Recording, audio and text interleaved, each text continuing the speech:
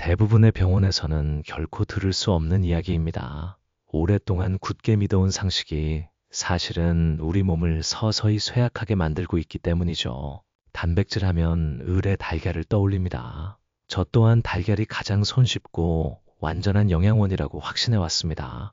그러나 어느 날 그 믿음이 제 소중한 이의 건강을 해치고 있음을 깨달았습니다. 올해로 88세를 맞은 저는 오랜 세월 내과 의사로 환자들을 돌봤고 지금도 일주일에 사흘은 외래 진료실에서 환자분들과 마주하고 있습니다.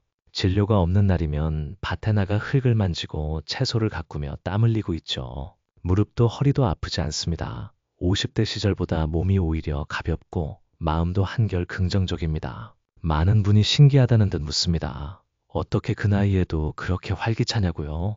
근육도 탄탄하고 자세도 흐트러짐이 없다고요.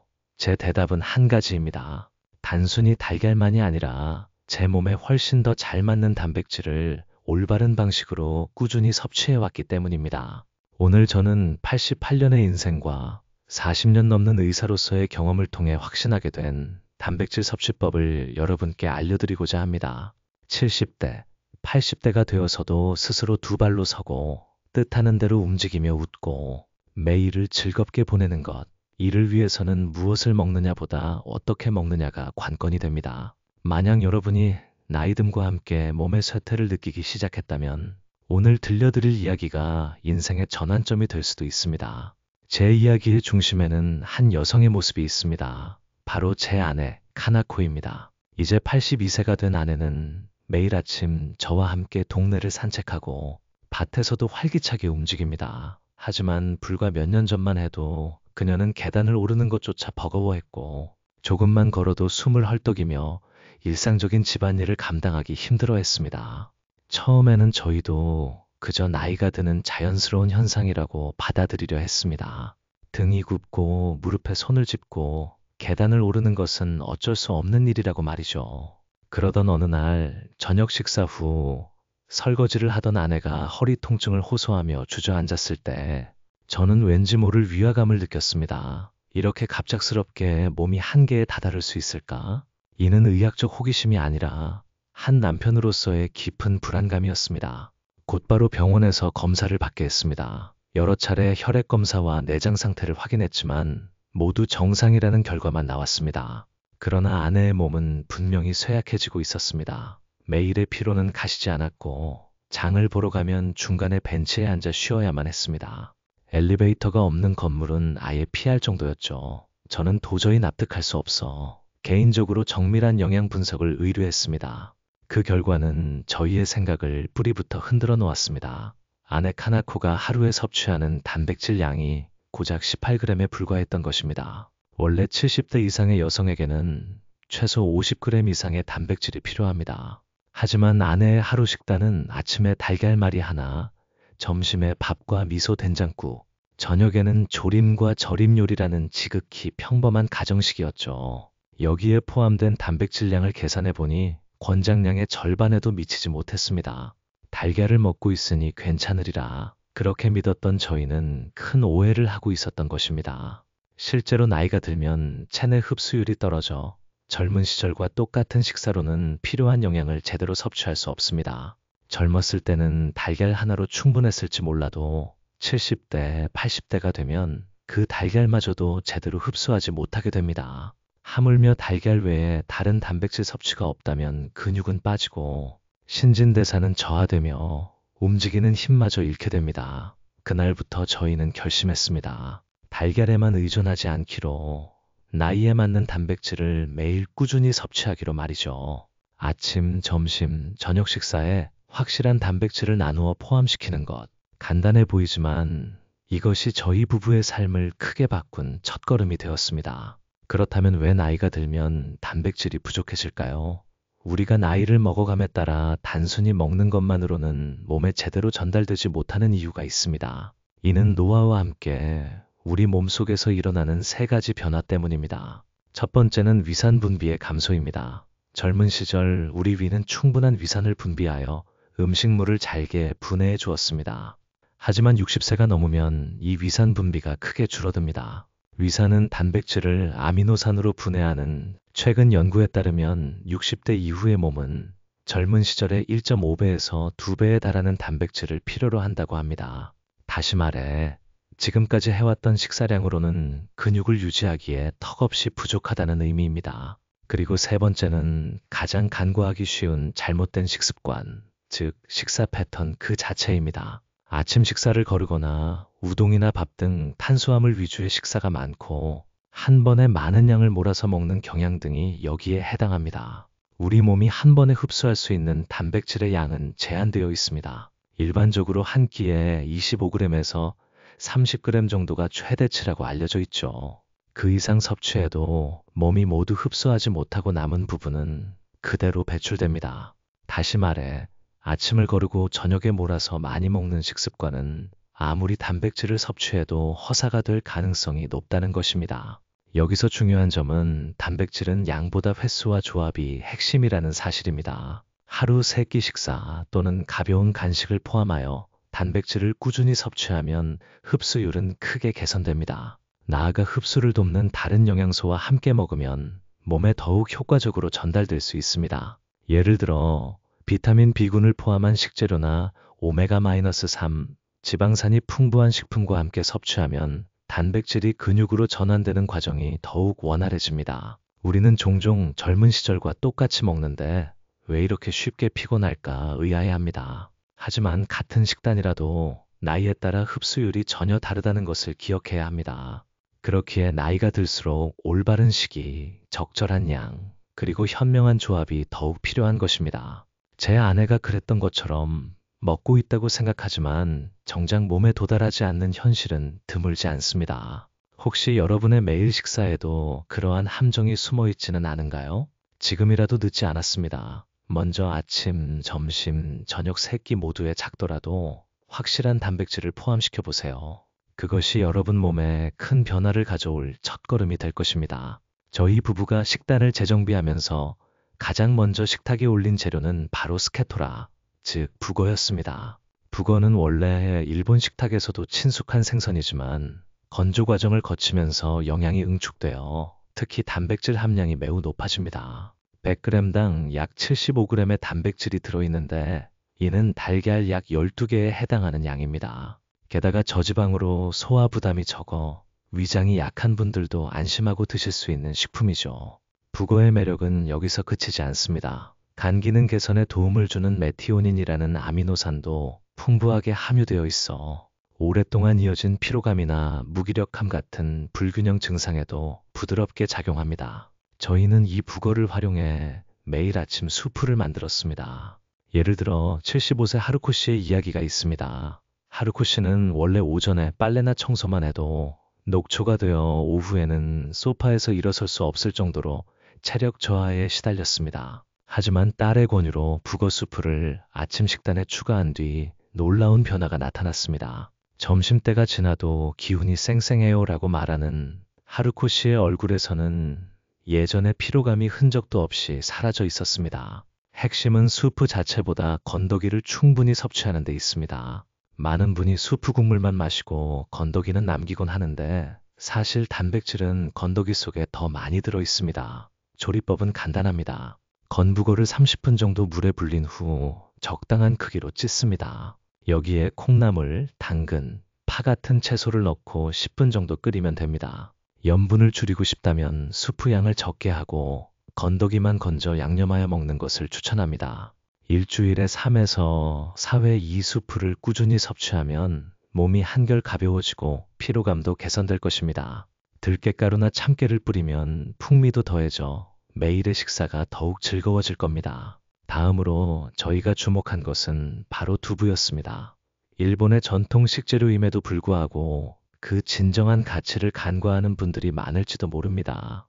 두부는 콩으로 만들어져 식물성 단백질이 풍부합니다. 게다가 그 단백질은 이미 분해되기 쉬운 형태로 되어 있어 위장이 약해진 고령자도 무리 없이 소화 흡수할 수 있습니다. 두부에는 이소플라본이라는 성분이 포함되어 있는데 이는 여성 호르몬과 유사한 작용을 합니다. 따라서 특히 폐경기 여성의 뼈 건강이나 호르몬 균형 유지에 도움을 줍니다. 또한 칼슘과 마그네슘도 풍부하여 뼈와 근육 모두에 긍정적인 영향을 미치죠. 특히 칼슘과 마그네슘을 충분히 섭취할 수 있다는 점, 그리고 매일 꾸준히 먹기 좋은 합리적인 가격과 간편함이 두부의 큰 장점입니다. 두부에는 연두부와 부침용 두부 두 가지 종류가 있지만 단백질 함량으로 따지면 부침용 두부가 약 3배 가까이 더 많습니다. 다만 몸이 차가워지기 쉬운 분들은 따뜻하게 조리하여 섭취하면 몸에 부담을 덜 수 있습니다. 아침에는 두부찜, 점심에는 미소된장국, 저녁에는 조림 등 하루 3끼 모두에 쉽게 포함시킬 수 있다는 것이 두부의 강점입니다. 이 두 가지 식재료, 북어와 두부는 모두 일본인에게 친숙한 존재입니다. 하지만 나이든 몸에는 어떻게, 얼마나 먹는지가 중요한 열쇠가 됩니다. 단순히 한 가지 반찬으로 여기지 말고 매일의 건강한 몸을 만드는 든든한 동반자로 오늘부터 꼭 의식해 보시길 바랍니다. 다음으로 소개해드릴 식재료는 병아리콩입니다. 일상적으로 자주 섭취하지 않는 분들도 계실지 모르지만 이 작은 콩에는 엄청난 힘이 숨겨져 있습니다. 100g당 약 10g의 단백질을 함유하며 식이섬유도 풍부하여 장 건강을 개선하고 면역력 및 영양 흡수에 튼튼한 기반을 다져줍니다. 말 그대로 완전 영양식품이라고 할 수 있습니다. 특히 주목할 점은 병아리콩이 가진 필수 아미노산의 균형입니다. 이는 체내에서 합성되지 않아 반드시 섭취해야 하는 중요한 영양소로 근육 유지와 회복, 그리고 신진대사 조절에 필수적입니다. 더욱이 병아리콩에는 비타민 B군도 함유되어 있어 단백질 대사를 돕는 역할도 기대할 수 있습니다. 여기서 66세 미츠코 씨의 일화를 소개합니다. 미츠코 씨는 오랫동안 변비로 고생했고 시판약이나 보조식품도 효과가 없었다고 합니다. 그러던 어느 날 건강 강좌에서 병아리콩에 대한 이야기를 듣고 시험 삼아 밥에 섞어 지어 먹어보았는데 불과 며칠 만에 배변 리듬이 규칙적으로 변하고 몸과 마음이 모두 가벼워졌다고 합니다. 설마 콩 하나로 이렇게 달라질 줄은 몰랐어요 라고 말하며 미츠코 씨는 이제 매일 주먹밥에 병아리콩을 넣어 즐겨 먹고 있다고 합니다. 조리법도 의외로 간단합니다. 말린 병아리콩을 반나절 정도 물에 불린 뒤 압력솥에 10분 정도 삶으면 끝입니다. 삶은 것을 소분하여 냉동 보관해두면 필요할 때마다 바로 꺼내 쓸 수 있어 편리하죠. 밥에 섞거나 수프에 넣거나 샐러드에 토핑하는 등 다양하게 활용할 수 있으며 믹서에 갈아 페이스트 형태로 만들면 위장이 약한 분들도 먹기 편하고 간식으로도 좋습니다. 다만 콩류 특유의 가스가 걱정되는 분들은 처음에는 소량부터 시작하여 몸이 적응하도록 하는 것이 중요합니다. 한 숟가락부터 시작하여 일주일 정도에 걸쳐 점차 양을 늘려가면 배의 부담을 최소화하면서 몸에 충분한 영양을 전달할 수 있습니다.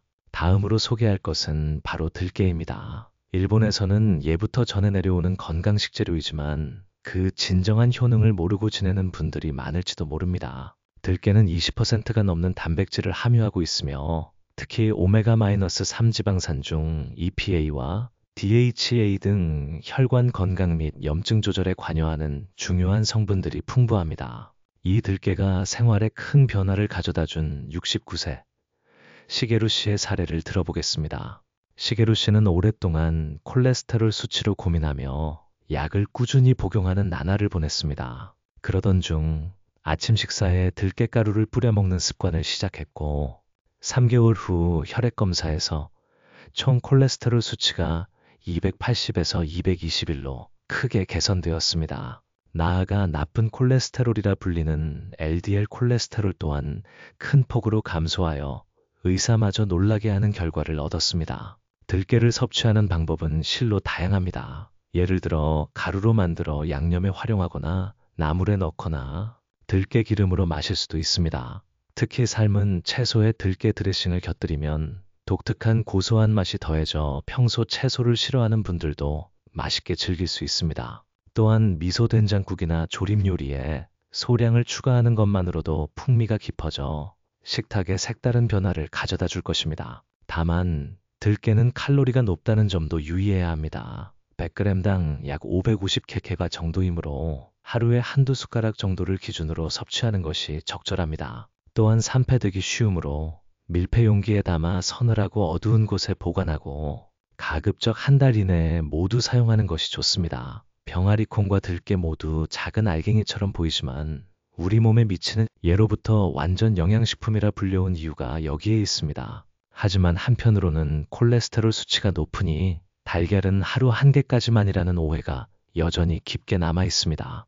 물론 달걀 노른자에는 콜레스테롤이 포함되어 있지만 최근 연구에서는 적당량의 달걀 섭취가 혈중 콜레스테롤 수치에 큰 영향을 미치지 않는다는 사실이 밝혀졌습니다. 특히 노른자에 들어있는 콜린이라는 성분은 뇌 건강과 신경 전달에 매우 중요한 역할을 수행합니다. 80세 여성 노리코 씨의 사례를 말씀드리겠습니다. 노리코 씨는 소화불량으로 고생하며 달걀은 속이 더부룩하고 부담스럽다며 피했던 시기가 있었습니다. 그러나 반숙 상태로 천천히 익힌 달걀을 권유받아 시도해보니 놀라울 정도로 몸이 가볍게 느껴졌다고 합니다. 완전히 익힌 완숙 달걀보다 반숙 달걀이 소화가 더 쉽고 특히 위가 약한 고령자에게는 부담이 적다고 알려져 있습니다. 또한 조리법에 따라 흡수율도 미묘하게 달라집니다. 스크램블 에그, 달걀찜, 삶은 달걀 모두 훌륭한 단백질원이지만 소화 측면에서는 반숙이 가장 이상적입니다. 일상 식사에서는 완전히 익히기보다 부드럽게 가열하는 것을 의식해보세요. 물론 지병이 있거나 콜레스테롤 수치가 높은 분들은 의사와 상담하여 섭취량을 조절해야 합니다. 하지만 건강한 분들에게는 하루에 한두 개 정도가 오히려 근육과 면역력을 유지하는 데 매우 효과적인 식품입니다. 지금까지 몸에 잘 흡수되는 5가지 단백질 식품을 소개해드렸습니다. 하지만 이들을 단순히 먹는 것만으로는 여전히 충분하다고 할 수 없습니다. 나이 든 몸에는 어떻게 먹느냐, 즉 식단의 조합이 무엇보다 중요합니다. 가장 먼저 신경 써야 할 것은 비타민 B군과의 조합입니다. 비타민 B군은 단백질을 에너지로 전환하는 대사 과정을 돕는 핵심 영양소입니다. 달걀 노른자, 현미, 시금치, 브로콜리 등에 풍부하게 함유되어 있는데 예를 들어 달걀말이, 현미밥, 나물무침이라는 옛날식 아침 식사는 사실 영양학적으로 매우 합리적인 조합입니다. 다음은 건강한 지방과의 조합입니다. 들깨 기름이나 참기름 같은 식물성 양질의 지방은 단백질 흡수를 돕고 세포막 기능을 지원합니다. 예를 들어 두부나 병아리콩에 참기름을 살짝 두르는 것만으로도 흡수율이 크게 높아집니다. 더불어 지용성 비타민도 함께 섭취할 수 있어 미용 및 노화 방지에도 연결됩니다. 그리고 세 번째는 발효식품과의 조합입니다. 미소, 된장국, 나토, 절임류 등에 포함된 유익균과 효소는 장 환경을 정돈하고 소화와 흡수 양쪽 모두에서 탁월한 효과를 발휘합니다. 실제로 발효식품을 매일 섭취하는 사람들은 그렇지 않은 사람들에 비해 근육 유지율이 더 높다는 연구 결과도 있습니다. 예를 들어 아침 식사에 미소 된장국, 반숙 달걀, 현미밥, 나토를, 점심에는 병아리콩과 채소조림, 들깨가루를 뿌린 밥을, 저녁에는 북어와 두부 수프, 쌀겨 절임을 곁들이는 식으로 일상적인 식재료라도 조합을 의식하는 것만으로 몸에 흡수되는 방식이 완전히 달라지는 것입니다. 즉, 단백질은 단순히 양을 늘린다고 해서 다가 아니라 어떻게 무엇과 함께 먹느냐가 그 힘을 최대한으로 끌어내는 열쇠입니다. 지금까지 말씀드렸듯이 나이 든 몸에는 무엇을 얼마나 먹는가만이 중요한 것이 아닙니다. 어떻게 먹는지, 언제 먹는지, 그리고 어떤 조합으로 섭취하는지가 진정한 의미에서 건강한 몸을 만드는 핵심이 됩니다. 그렇다면 구체적으로 하루 식단을 어떻게 구성해야 필요한 단백질을 무리 없이 자연스럽게 충족시킬 수 있을까요? 먼저 아침 식사입니다. 저희 부부가 매일 먹는 식단은 북어 수프, 찐 두부, 그리고 병아리콩을 섞어 지은 밥입니다. 이것만으로도 약 18g의 단백질을 섭취할 수 있습니다. 위에도 부담이 적고 아침 몸을 부드럽게 깨워주는 따뜻하고 편안한 식사입니다. 다음은 점심 식사입니다. 현미밥에 들깨가루를 뿌리고 미소 된장국을 곁들입니다. 건더기가 풍부한 된장국을 만들면 단백질과 채소를 동시에 섭취할 수 있는 훌륭한 한 끼가 됩니다. 들깨의 고소한 풍미가 밥과 잘 어우러져 식욕도 자연스럽게 돋우어줍니다. 이 조합으로 대략 14g 정도의 단백질을 얻을 수 있습니다. 그리고 저녁 식사입니다. 이곳에서는 달걀찜을 중심으로 보리밥과 채소나물을 추가합니다. 달걀찜은 달걀과 육수가 기본이므로 소화가 잘 되어 밤에도 위에 부담을 주지 않습니다. 채소 나물에 병아리콩이나 들깨가루를 조금 더하면 영양 균형이 한층 더 향상됩니다. 이 저녁 식사로 예전에 제 아내 카나코는 계단을 오르다 멈춰서서 숨을 헐떡였고 더는 나아가기 힘든 고통스러운 표정을 지었습니다. 밥을 먹어도 기운이 나지 않았고 장을 보고 돌아올 때마다 나도 이제 다 됐네라며 어딘가 쓸쓸한 웃음을 지었죠. 솔직히 저는 언젠가 그녀를 떠나보내야 할 날이 올지도 모른다고 조용히 마음을 다잡고 있었습니다. 하지만 지금의 카나코는 매일 아침 저와 함께 밭에 나가 웃으며 잡초를 뽑고 있습니다. 점심에는 제가 끓여준 수프를 마시며 오늘도 많이 움직였네 하고 웃습니다. 그 모습을 볼 때마다 저는 생각합니다. 몸은 어떤 나이에도 변할 수 있다고. 그리고 먹는다는 일상 속에 바로 그 가능성이 조용히 깃들어 있다고 말입니다. 여러분은 오늘부터 어떤 식재료부터 시작하시겠습니까? 북어 수프일까요? 아니면 따뜻한 두부나 부드러운 병아리콩 밥일까요? 단 한 가지라도 오늘 저녁 식탁에 추가해보는 것만으로도 여러분의 내일은 조금 더 가벼워질지 모릅니다. 이 이야기가 여러분의 매일 식사에 작은 깨달음을 주었다면 기쁘겠습니다. 만약 유용하다고 느끼셨다면 좋아요와 채널 구독을 부탁드립니다. 다음 영상에서는 왜 고령자에게 보조식품이 효과가 없는가라는 주제로 더 깊이 이야기 나누어 보겠습니다.